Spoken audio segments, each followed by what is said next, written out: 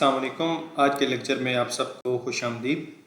आज जो बेसिकली हम टॉपिक डिस्कस करने जा रहे हैं उसके अंदर हम डिस्कस करेंगे कि जीडीपी को या नेशनल इनकम को कैसे मेजर किया जाता है। बेसिकली जीडीपी को या नेशनल इनकम को मेजर करने के तीन मेथड्स होते हैं।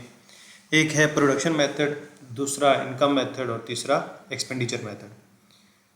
इन मेथड में से जो सबसे ज़्यादा कॉमनली यूज़ किए जाते हैं वो इनकम मेथड और एक्सपेंडिचर मेथड, ये दो मेथड नॉर्मली ज़्यादा यूज़ किए जाते हैं। तो हमारा जो आज के लेक्चर का मेजर फोकस रहेगा वो भी इन्हीं दोनों टॉपिक्स के ऊपर रहेगा यानी कि हम इनकम मेथड और एक्सपेंडिचर मेथड को डिटेल में डिस्कस करेंगे और प्रोडक्शन मेथड या वैल्यू एडेड मेथड को हम जस्ट एक ओवरव्यू दूंगी क्योंकि वो नॉर्मली इतना यूज़ नहीं होता। तो जब हम बात करते हैं सबसे पहले मेथड की जिसे हम कहते हैं एक्सपेंडिचर मेथड तो बेसिकली जो एक्सपेंडिचर मेथड है या जीडीपी के जो मेथड है फॉर दी कैलकुलेशन, इसके चार कंपोनेंट्स हैं जिसमें कंजम्पशन, इन्वेस्टमेंट, गवर्नमेंट स्पेंडिंग और नेट एक्सपोर्ट आता है। और नेट एक्सपोर्ट को हम कहते हैं एक्सपोर्ट माइनस इंपोर्ट। तो सबसे पहला मेथड तो ये है कि जो आपके जीडीपी के चारों कंपोनेंट्स हैं, इन चारों कंपोनेंट्स की आपकी वैल्यूज़ को ऐड करें, यानी कि कंजम्पशन को, इन्वेस्टमेंट को, गवर्नमेंट स्पेंडिंग को और नेट एक्सपोर्ट को ऐड करें तो आपके पास आपकी नेशनल इनकम या जीडीपी आ जाती है। अब हम फिर वन बाय वन इनमें से हर एक जो कंपोनेंट है उसको डिस्कस करते हैं। सबसे पहला जो कंजम्पशन है, कंजम्पशन हाउस होल्ड भी करते हैं और कंजम्पशन गवर्नमेंट भी करती है।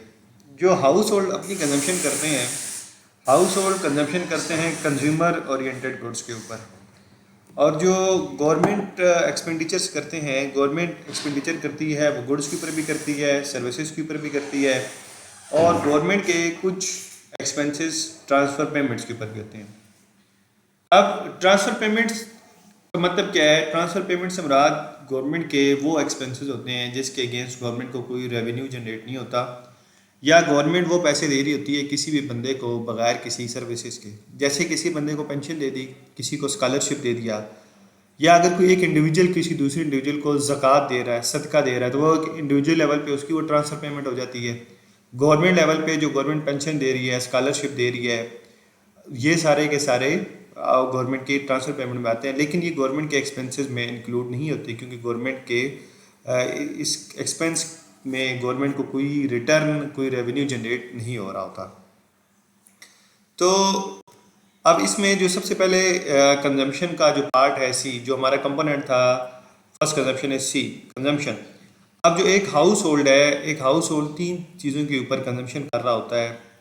वो नॉन ड्यूरेबल गुड्स के ऊपर करता है, ड्यूरेबल गुड्स के ऊपर करता है और सर्विसेज के ऊपर करता है। नॉन ड्यूरेबल गुड्स से मुराद वो कंजम्पशन जो कोई भी इंडिविजुअल, जो कोई भी कंज्यूमर, जो कोई भी हाउस होल्ड करता है फूड के ऊपर, क्लॉथिंग के ऊपर, जो शॉर्ट टाइम पीरियड के लिए होती है, उसे हम कहते हैं नॉन ड्यूरेबल गुड्स। और ड्यूरेबल गुड्स का मतलब ये होता है कि वो कंजम्पशन जो लॉन्ग टाइम पीरियड के लिए की जा रही है। कोई बंदा गाड़ी खरीद रहा है, कोई घर खरीद रहा है, तो ये उसकी कंजम्पशन आ जाती है ड्यूरेबल गुड्स के ऊपर। इसी तरह एक हाउस होल्ड अपनी इनकम का कुछ पोर्शन जो वो सर्विसेज गेन कर रहा होता है, उन सर्विसेज के रिटर्न में वो कुछ अपनी इनकम का पोर्शन कंज्यूम करता है। जैसे कि किसी बंदे ने कोई डॉक्टर के पास गया तो उस डॉक्टर से उसने सर्विसेज की, तो उसके अगेंस्ट उनको उसने डॉक्टर की फ़ीस पे की तो वो सर्विसेज में आ गया। किसी ने ड्राई क्लीनर को कपड़े दिए तो उसकी उसने सर्विसेज के अगेंस्ट उसको पेमेंट कर दी। एयर ट्रैवल वालों को किसी ने पैसे दे दिए।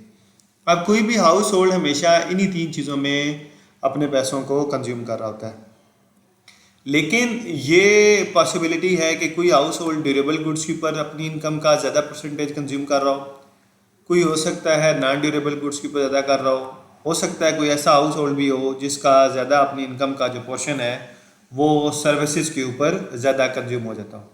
लेकिन हर हाउस होल्ड इन ही तीन चीज़ों के ऊपर अपनी इनकम का जो पोर्शन है वो खर्च कर रहा होता है। हो सकता है कोई हाउस होल्ड 40% इस पे कर रहा हो, कोई 30% इस पे कर रहा हो, 30% इस पे। ये भी पॉसिबिलिटी है कि 50% इस पे कर रहा हो, 25 इस पे, 25 इस पे। तो अगेन ये पर्सन टू पर्सन वेरी करता है कि हर बंदा अपनी कंजम्पशन का पोर्शन डिफरेंट अपनी इनकम के हिसाब से वो डिफरेंट चीज़ों के ऊपर कंज्यूम कर रहा होता है। नेक्स्ट जो कंपोनेंट था वो आई था इन्वेस्टमेंट। अब इन्वेस्टमेंट के अंदर भी डिफरेंट इन्वेस्टमेंट आ जाती हैं। एक को हम कहते हैं business fix investment, residential fix investment और इन्वेंट्री इन्वेस्टमेंट। जो हाउस होल्ड या बिजनेसमैन इन्वेस्टमेंट कर रहा है अपने प्लांट के ऊपर या इक्विपमेंट कोई परचेज कर रहा है जिससे वो फर्दर न्यू गुड प्रोड्यूस कर सकेगा, उसे हम कहते हैं बिजनेस फिक्स इन्वेस्टमेंट।